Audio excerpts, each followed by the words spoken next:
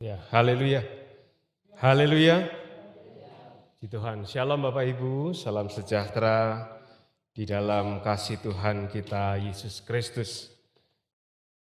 Kembali kita bersyukur kepada Tuhan tentu dengan setiap anugerah dan kemurahan dari Tuhan yang sudah kita nikmati sampai hari ini. Sehingga kita semua menikmati kesehatan, kebaikan dari Tuhan yang luar biasa. Pagi hari ini saya akan mengajak Bapak Ibu untuk melihat fakta kehidupan manusia di akhir zaman. Sebagaimana kita tahu bahwa kita ini sudah hidup pada akhir zaman. Kita hidup pada waktu-waktu yang terakhir. Waktu-waktu penantian kedatangan Tuhan kali kedua. Di mana waktu-waktu itu bisa membuat seseorang yang menunggu kemudian dia berputus asa, berhenti menunggu dan hidup dengan memuaskan hawa nafsu, memuaskan keakuannya, memuaskan segala keinginan dagingnya. Kehidupan manusia, masa-masa kehidupan manusia, boleh dibilang tidak ada yang baru bentuknya. Selalu terjadi pengulangan dan pengulangan pada setiap masa kehidupan manusia. Seperti halnya fashion, model pakaian. Ya. Tidak ada yang baru. Hanya bentuk pengulangan dari masa lampau yang sedikit dimodifikasi. Tapi basicnya sama. Ya. Dulu semasa saya pada waktu masih SMA, itu suka sekali dengan celana yang kalau saya sebutnya backsor. Apa itu backsor? Jebebek ngisor. Ya. Jadi bawahnya itu enggak slim fit tapi jebebek. Kalau bisa lebih dari sepatunya. Jadi nutupi sepatunya. Gitu ya. Tapi pada masa itu, di masa sebelum saya waktu itu sudah ada dulu. Ya. Tahun-tahun 50, 60 itu model celana yang sangat tren. Gitu. Berulang lagi. Ya, saya nggak tahu nanti kapan lagi pasti akan berulang. Anak-anak muda, anak-anak sekolah suka dengan celana yang semacam itu. Di bagian pinggang ke bawah sampai ke lutut itu slim fit, merepet di betis. Tapi begitu sudah lutut dia mulai jebrek kayak trompet. Ya, kalau perempuan model kayak duyung gitu ya. Jadi di bagian pinggang lurus, kemudian di bawahnya terulang terus. Dan itulah fakta kehidupan manusia, selalu berulang. Masalahnya adalah bukan hanya model saja yang berulang, tapi sikap hidup, cara hidup, perilaku hidup manusia juga ternyata berulang. Diulangi dan diulangi terus, padahal itu bukan sebuah hal yang benar. Kalau benar sih nggak apa-apa, tapi permasalahannya adalah bukan hal yang benar. Nah, mari saya mengajak Bapak Ibu membaca Injil Matius pasal 24 ayat 37 sampai 44. Saya tidak tampilkan di slide ayat tersebut ya. Jadi Bapak Ibu bisa lihat di Alkitab Bapak Ibu masing-masing. Naik lagi Peter. Saya enggak naikkan. Itu nanti masuk poinnya. Ya, Matius pasal 24 ayat 37 sampai 44. Firman Tuhan berkata demikian.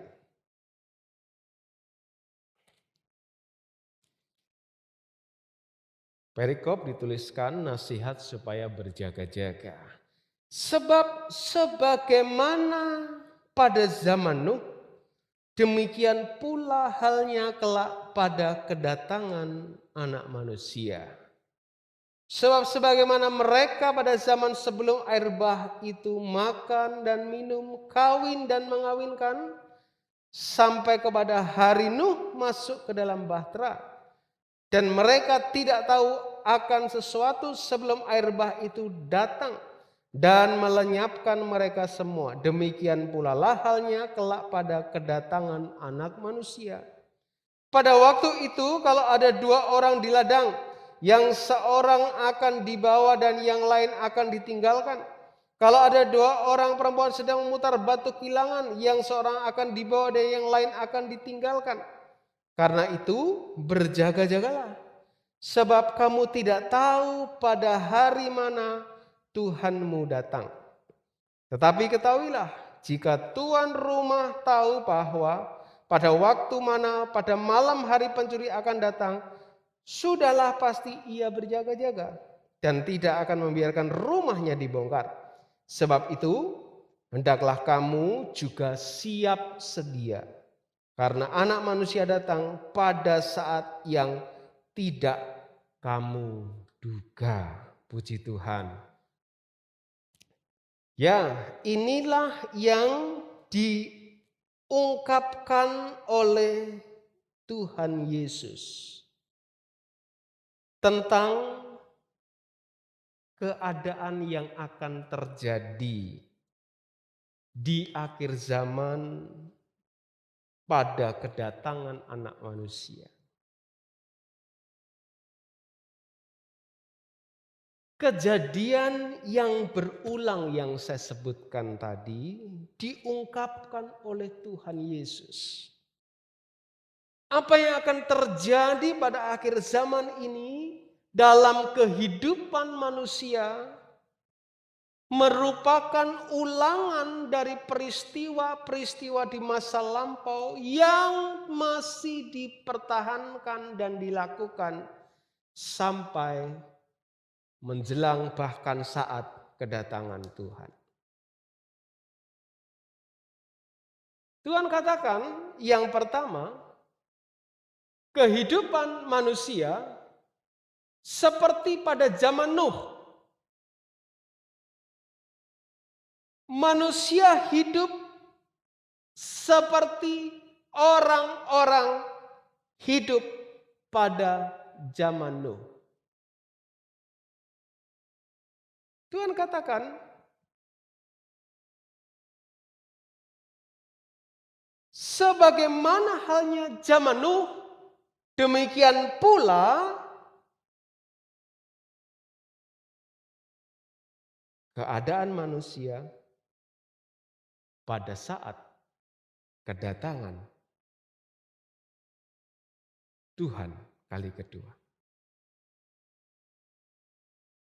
Style kehidupan, gaya hidup orang-orang di zaman Nuh yang sedemikian rusak, mereka tidak merasakan adanya dosa sebab mereka hanya fokus kepada kesibukan-kesibukan jasmania mereka, urusan makan, urusan minum, urusan kawin mengkawinkan, sehingga kedatangan Tuhan, berita tentang kedatangan Tuhan, berita tentang kehidupan yang harus diselamatkan, diabaikan. Semakin hari kehidupan manusia semakin acuh tak acuh terhadap keselamatan hidup mereka. Karena mungkin berpikir kapan lagi bisa menikmati makanan yang enak, minuman yang enak. Mumpung masih bisa makan semuanya. Nanti kalau sudah 40 ke atas seperti saya, sudah mulai pilah-pilah makanan, ini enggak boleh, itu enggak boleh. Mau makan ini, ya kalau mau tanggung konsekuensi enggak apa-apa. Mau makan ini, sakitlah bagian sini, makan itu, sakitlah bagian situ, menikmati itu, menderitalah di bagian itu. Kasihan sekali. Masih muda, kerja keras, buat makan eman-eman, ngirit luar biasa, sudah punya banyak duit, usia bertambah, mau makan, ora iso. Masih muda, dapat kesempatan mau makan, belum punya banyak uang, nggak bisa beli. Kerja keras, ngirit, begitu nanti sudah tua bisa makan enak. Sudah tua, nggak boleh makan ini, nggak boleh makan itu. Tapi tetap saja, kehidupan manusia yang berjalan sesuai dengan kehendaknya sendiri dan akhirnya tertinggal seperti orang-orang pada zaman Nuh.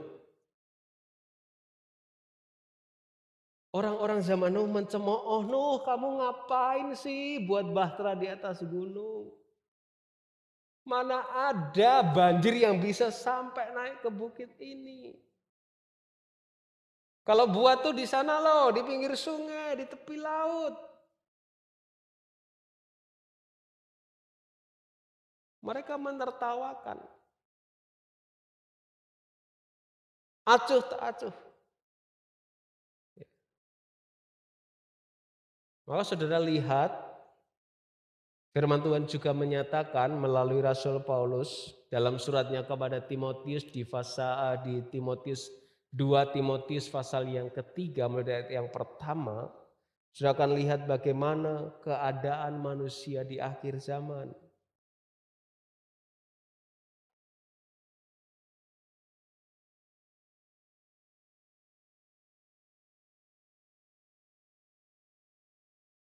Manusia yang mencintai dirinya sendiri. Manusia yang menjadi hamba uang. Manusia yang membual dan menyombongkan diri.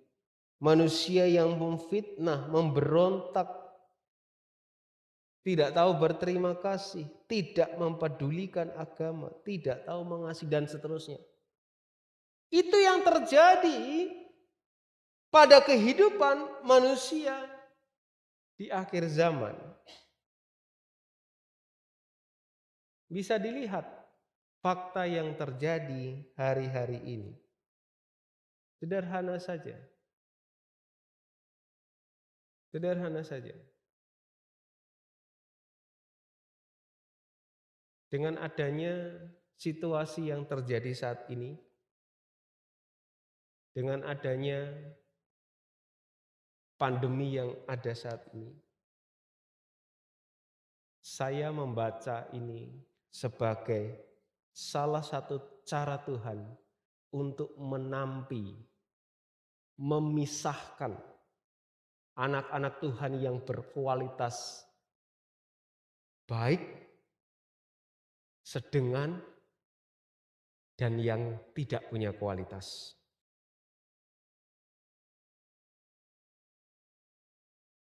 Dengan situasi seperti ini akan kelihatan sejauh mana letak pengharapan kepercayaannya kepada Tuhan.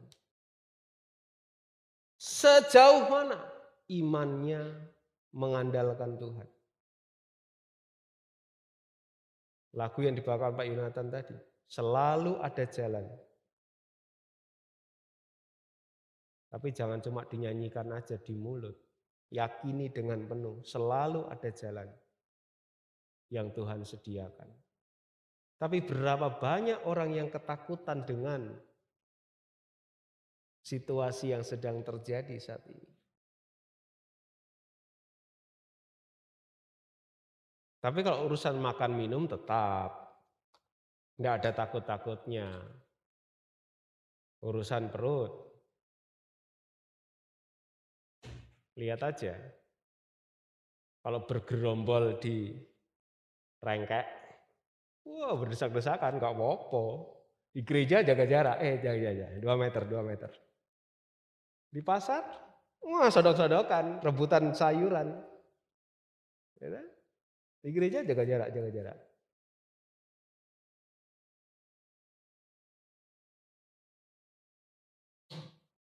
Bahkan ada yang nggak berani. Wah, nggak berani dulu ke gereja saya.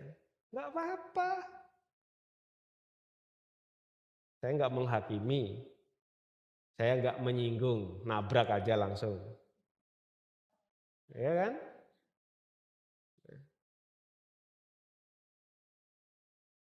Itulah keadaan manusia. Takut kehilangan yang di dunia.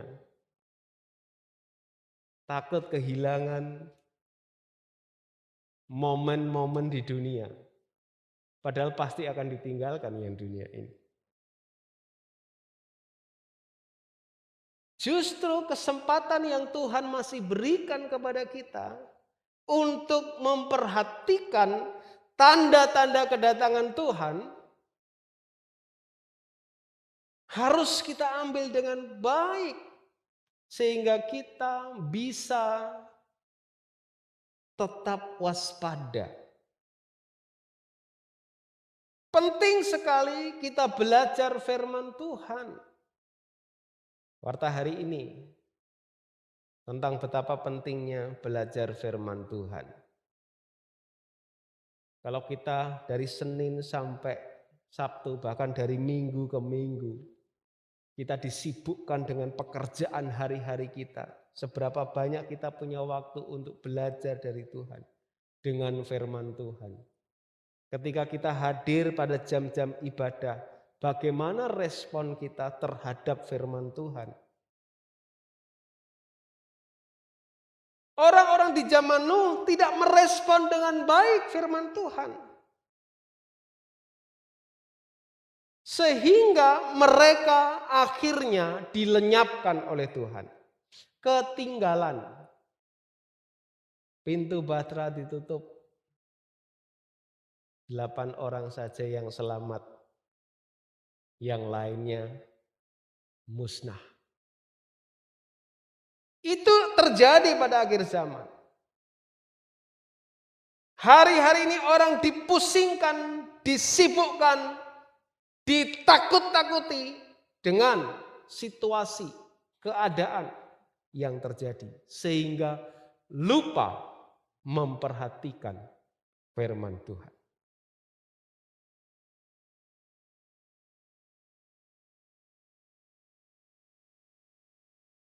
Dan itu terjadi seperti apa yang dikatakan Tuhan tadi. Mereka sibuk dengan makanan dan minuman. Sibuk dengan kawin mengawinkan.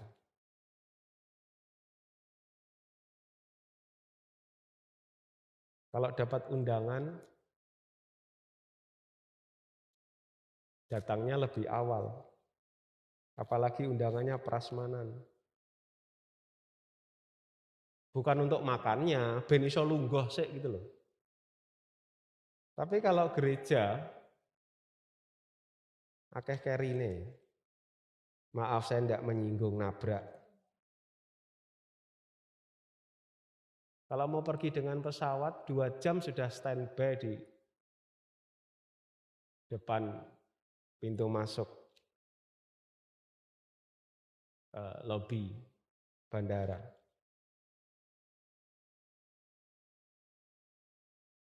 Tapi kalau buat Tuhan, masih mau larena berlambat-lambat. Ingat, kondisi manusia di akhir zaman terulang kembali seperti orang-orang pada zaman Nuh.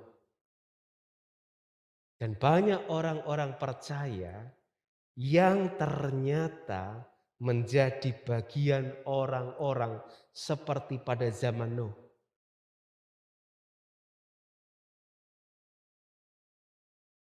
Dalam bahasa Rasul Paulus yang dalam suratnya kepada Timotius, mereka menjalankan ibadah tetapi memungkiri hakikat ibadah itu sendiri. Kedua, banyak orang yang bersama-sama tetapi akhirnya tidak bisa bersatu.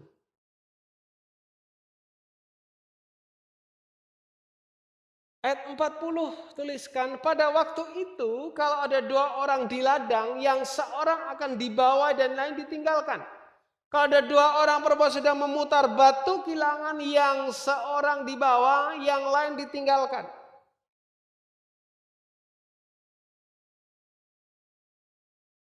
Kalau kita cermati, ini menunjukkan betapa orang-orang yang bekerja sama dalam sebuah pekerjaan, bekerja sama dalam sebuah kondisi secara harmonis, kompak, melakukan kegiatan bersama-sama. Tentu dengan visi misi yang sama. Tentu dengan tujuan yang sama. Tetapi pada akhirnya yang satu ditinggal. Yang satu dibawa.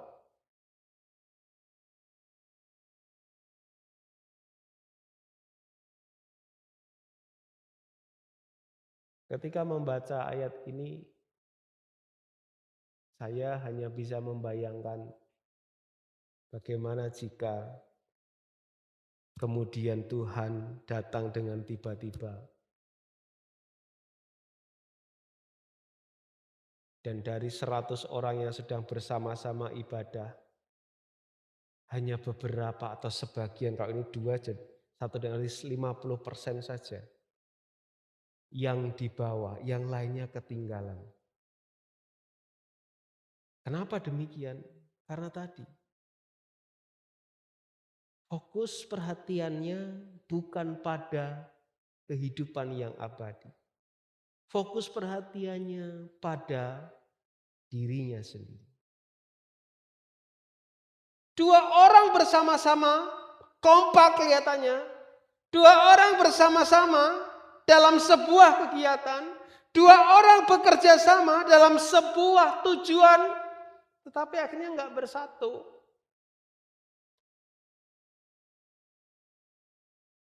Karena kesamaannya hanya di luar saja. Tapi yang dalam tidak sama. Suami istri bersama-sama datang ke gereja. Tapi hatinya tidak sama. Satu sungguh-sungguh dengan Tuhan, yang satu karena diajak suami atau istri, yes ikutlah. Tidak sama. Bagaimana yang baik? Alkitab mengajarkan supaya kita punya kesatuan. Tidak hanya kebersamaan, tetapi ada kesatuan dalam iman, kesatuan pengetahuan yang benar tentang Kristus Yesus, persatuan atau kesatuan dalam kedewasaan dan pertumbuhan serta kepenuhan Kristus. Coba saudara buka kitab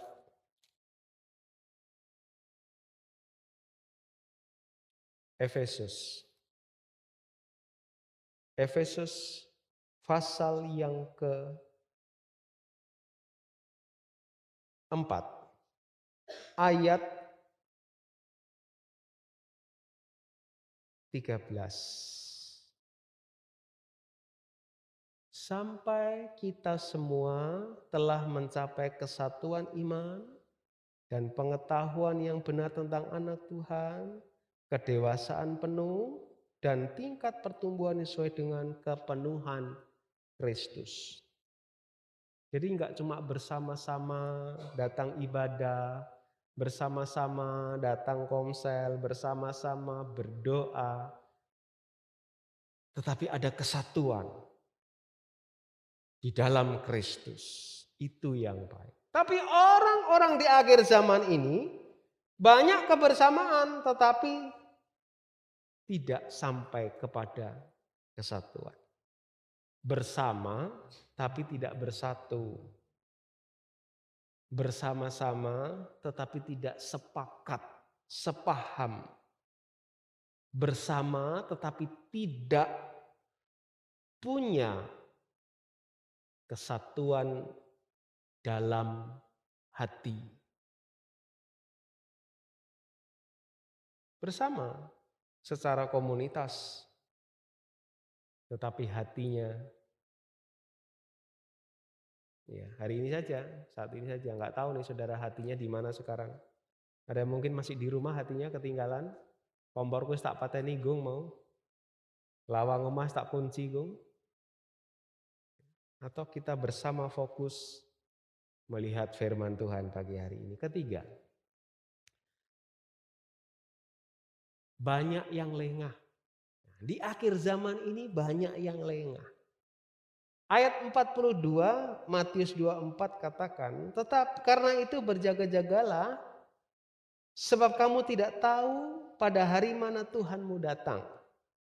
Ketahuilah ini, jika tuan rumah tahu pada waktu mana pada malam hari pencuri akan datang, sudahlah pasti ia berjaga-jaga dan tidak membiarkan rumahnya dibongkar. Sebab itu hendaknya kamu siap sedia karena manusia datang pada saat yang tidak kamu duga. Di akhir zaman ini banyak orang yang lengah. Kenapa? Sebab berita kedatangan Tuhan itu sudah dari dulu disampaikan. Bentar lagi Tuhan datang, bentar lagi Tuhan datang, bentar lagi Tuhan datang. Tapi kemudian kita berkata, mana faktanya Tuhan gak datang? Akhirnya apa? Lengah. Terus nanti ajalah. Toh juga Tuhan belum akan datang di waktu dekat. Nanti ajalah. Toh aku masih terlalu muda. Belum di atas 70 tahun. Nanti kalau sudah di atas 70 tahun aku tak setia sama Tuhan, tak kusuk sama Tuhan. Nanti kalau aku sudah mulai sakit-sakitan saja aku tak setia sama Tuhan. Sekarang masih sehat, masih kuat, gampang itu nanti. Toh juga nanti pada akhirnya yang penting aku terdaftar sebagai anggota gereja. Butuh pelayanan-pelayanan pastoral gereja dilayani kok. Banyak manusia akhir zaman yang lengah dan tidak berjaga-jaga. Akhirnya seperti apa? 5 gadis yang bodoh. Masih ingat kisah itu kan? 10 gadis bersama-sama menanti. Tapi lama ditunggu-tunggu gak datang-datang mempelainya. Mereka tertidur. Tapi yang 5 punya persiapan. Yang 5 gak punya. Gak berjaga-jaga. Akhirnya apa? Ketinggalan. Nah, manusia di akhir zaman ini banyak yang lengah. Banyak yang gak berjaga-jaga. Sehingga akhirnya apa? Pada waktu Tuhan datang di waktu yang tidak diketahui. Ketinggalan. Mungkin berpikir, wah nanti kalau saya ketinggalan pun saya akan berusaha mempertahankan iman. Nonsen. Akan sangat sulit orang bertahan pada waktu roh Tuhan sudah diangkat dari muka bumi ini. Akan sangat sulit orang bisa bertahan, mempertahankan iman dalam Kristus ketika roh Tuhan sudah diangkat dari muka bumi ini. Wong selamat roh Tuhan masih ada saja, baru diiming-imingi makanan, diiming-imingi jabatan, diiming-imingi sesuatu hal. Tinggalkan Tuhan kok. Apalagi masuk pada masa kesukaran besar. Tuhan datang menyingkirkan gereja Tuhan, kemudian masuk masa kesukaran besar. Yang ketinggalan telah kalah di sana. Sangat sulit hidup pada waktu itu. Jadi jangan lengah. Firman Tuhan sudah katakan, berjaga-jagalah. Berjaga-jagalah akan kehidupan kita. Tuhan mau supaya kita berjaga-jaga, bersiap sedia mempersiapkan diri dengan baik. Itu sebabnya saya pernah baca sebuah ungkapan.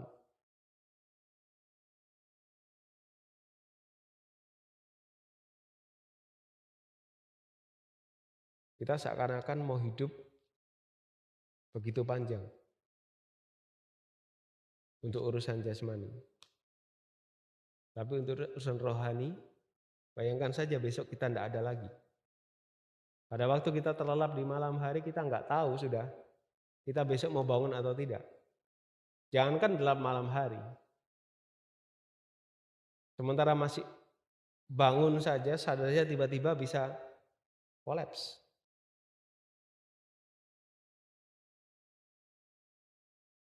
Jadi berjaga-jagalah, siap sedialah. Persiapkan diri dengan baik.